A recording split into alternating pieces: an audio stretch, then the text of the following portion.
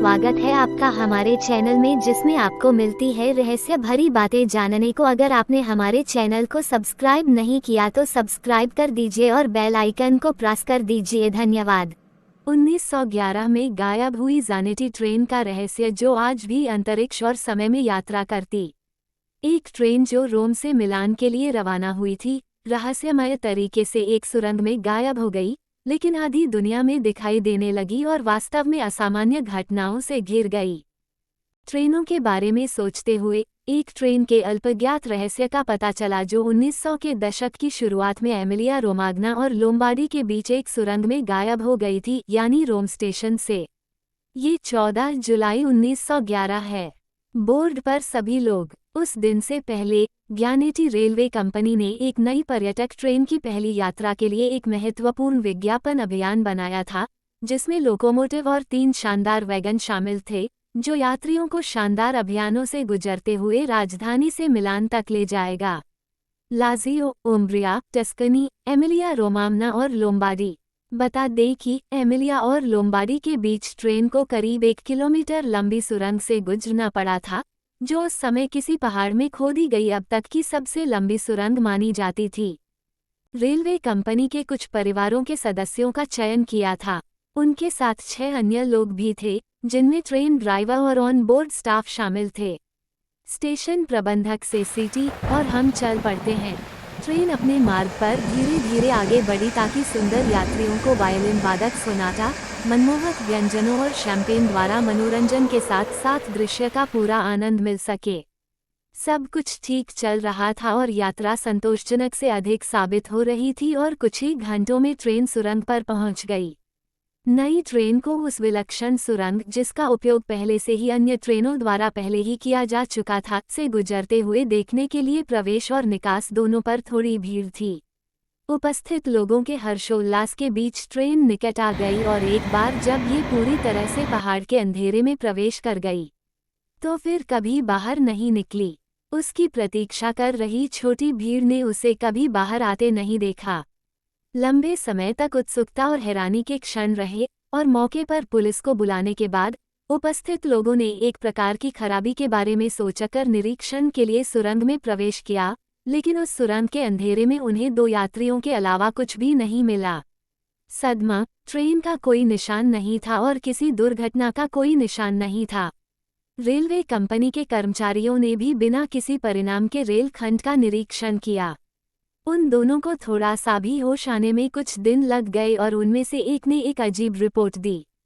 सुरंग के प्रवेश द्वार से कुछ ही पहले मैंने एक अजीब सी आवाज सुनी, जिसके अंदर एक अजीब सा सफ़ेद कोहरा छाया हुआ था, जो ट्रेन के चारों ओर घूमता हुआ प्रतीत हो रहा था, जो ट्रेन के अंदर समा गई थी। खुद को बचाने में सक्षम होने के बावजूद यह एक भयानक अनुभव था। लोकोमोटिव के सुरंग में प्रवेश करने से ठीक पहले कुछ रेलवे डिब्बों में से एक से कूदकर एक अन्य यात्री, हम दोनों कठोर जमीन पर दुर्घटनाग्रस्त हो गए, और जो कुछ हुआ उसके बारे में मुझे जो आखिरी बात याद है वह यही है। दूसरे जीवित बचे व्यक्ति का कोई सबूत नहीं है।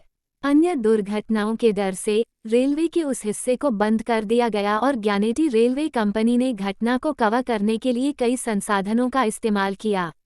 खतरे में कंपनी का भविष्य और विश्वसनीयता थी, लेकिन इस रहस्यमय घटना पर निश्चित रूप से एक पत्थर लगाने के लिए एक हवाई बमबारी थी, जिसने द्वितीय विश्व युद्ध के दौरान सुरंग तक पहुंच को पूरी तरह से अवरुद्ध कर दिया, जिससे आगे की जांच नहीं हो सकी। बिल्कुल नई ज्ञानेटी पर्यटक ट्रेन, 104 यात्रियों और उनके गायब होने की यादें समय के साथ खो गईं। ज्ञानेटी के लापता होने को 1 दशक बीत गया, जब लापता यात्रियों के रिश्तेदारों में से एक को मोडेना मठ के मध्ययुगीन इतिहास में एक अजीब गवाही मिली। यह एक शैतानी धातु के रथ के बारे में बताया गया, जिसमें से काला धुआं निकला। उसके बाद 3 अन्य छोटे रथ निकले। इन रथों से शैतान के 3 सेवक निकले, जो दाढ़ी रहित थे और अजीब काले वस्त्र पहने हुए थे। शैतान के सेवकों ने प्रवेश करने के लिए मठ के दरवाजे पर दस्तक देना शुरू कर दिया, लेकिन भिक्षुओं की प्रार्थनाओं द्वारा, धन्य वजन मैरी की मध्यस्थता के माध्यम से मजबूत बोल्ट ने अपवित्रीकरण को रोक दिया। क्या ये हमारी लापता ट्रेन हो? सकती थी जो मध्य युग में समय की यात्रा करती थी। तब से जेनिटी और उसके यात्रियों के बारे में अब और बात नहीं की गई है और ऐसा लगता है कि इतिहास के साथ पांडुलिपि 1908 में मेसिना भूकंप के दौरान नष्ट हो गई थी। यूक्रेनी अखबार ग्लोरिया डी सेबेस्टोपोल ने 1911 ज़ानेटी रोम मिलान का इतिहास सामने लाया, जिसने अपने 12 अगस्त 1992 के अंक में यूक्रेन की सड़कों पर भूत ट्रेन लेख प्रकाशित किया। वास्तव में ऐसा लगता है कि समय समय पर पोल्टावा यूक्रेन में जावलीची गांव के पास लेवल क्रॉसिंग पर एक ट्रेन कुछ क्षणों के लिए दिखाई देती थी। लेख में यूक्रेनी अकेडमी ऑफ साइंसेज में असामान्य घटनाओं के अध्ययन के लिए आयोग के अध्यक्ष वासिली लेशचाटी का हवाला दिया गया, जो कुछ समय से इन भूतों का अध्ययन कर रहे थे।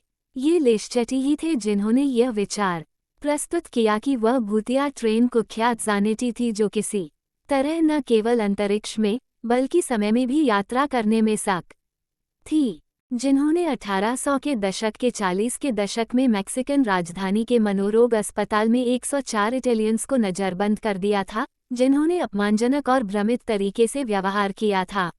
ऐसा लगता है कि ये सुनिश्चित करने के बाद कि ये न तो मैक्सिकन थे न ही स्पेनवासी बल्कि इटालियंस थे, उन्होंने दावा किया कि वे ट्रेन से मैक्सिको सिटी पहुंचे थे। एक ट्रेन जो रवाना हुई थी, लेकिन रोम से।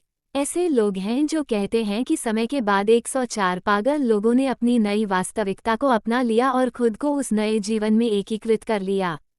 कुछ लोग जीवन भर की सुविधा में पागल हो गए।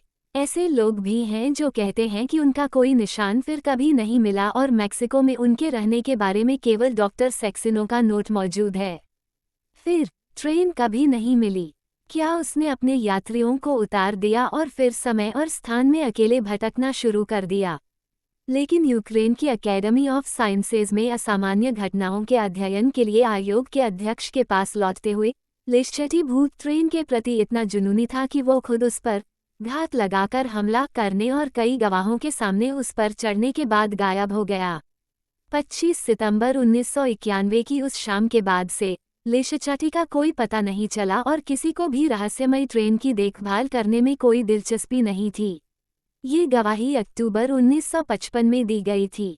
तब से 3 यात्री गाड़ियों के साथ एक युद्धपूर्व ट्रेन को देखा गया, जो इस तरह चल रही थी जैसे कि वह तैर रही हो, बिना ड्राइवर के, और पर्दे वाली खिड़कियां बंद थीं और दरवाजे खुले थे, जो रात में दिखाई देती थी और फिर गायब हो जाती थी।